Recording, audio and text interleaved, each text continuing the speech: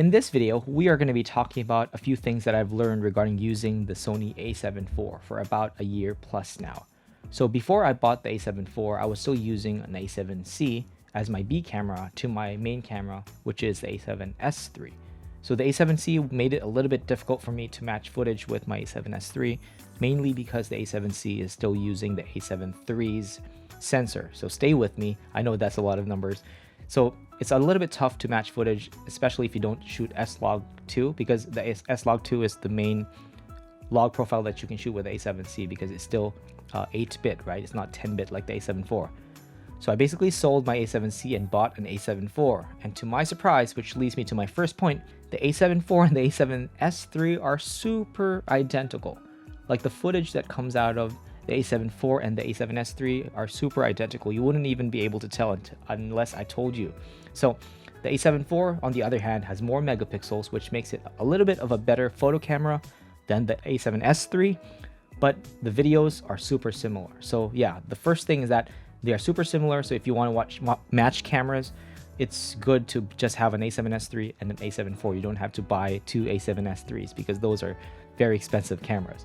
So my second point is that it's about the native ISO. So what is a native ISO?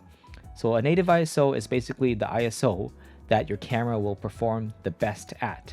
So for example, S-Cinetone has a native ISO of 125. So if you want to have the best footage or the best quality out of the S-Cinetone picture profile, then you're going to want to shoot at 125.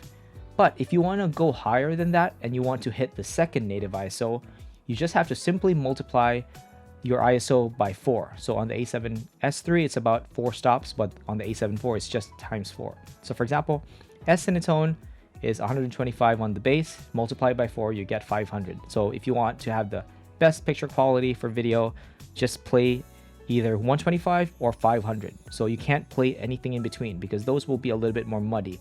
Of course, you can still do that, but if you want the optimal quality, stay within the base ISOs. And the last thing I've learned regarding using the A7 IV is that it does not really overheat, but it does get hot. So my wife was basically using the A7 IV as a B camera the other day when we were filming, and she brought to my attention that she saw an overheating warning, and right away I went up to check. It was just an overheating warning, but it did not overheat as what we all experienced with the older A7 III. That would actually shut off the moment it gets hot, right? But with the A7 IV, it will just get hot, just uncomfortably hot, but it will not shut off.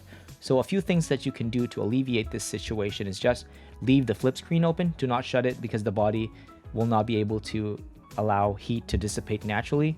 And one more thing is that if you have access to purchasing a dummy battery, you can do that to just avoid the battery inside overheating. Because what we did was we had a battery inside and we plugged in a Type-C cable, so it was actually feeding power while we were filming. So maybe that was the cause of the overheating warning.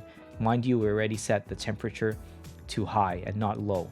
So yeah, those were just a few things that I've learned regarding the A7 IV. If you found this video helpful, please do let me know. And if you found other stuff out that other people might not be able to know, just leave them in the comments below.